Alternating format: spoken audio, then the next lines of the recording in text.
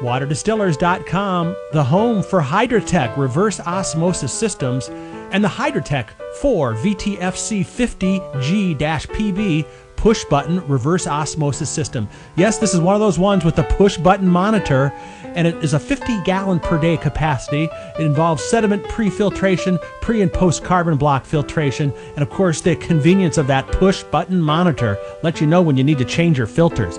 Get it for the best price available on the internet, on sale now at WaterDistillers.com. Click the link below for your home for Hydrotech reverse osmosis systems.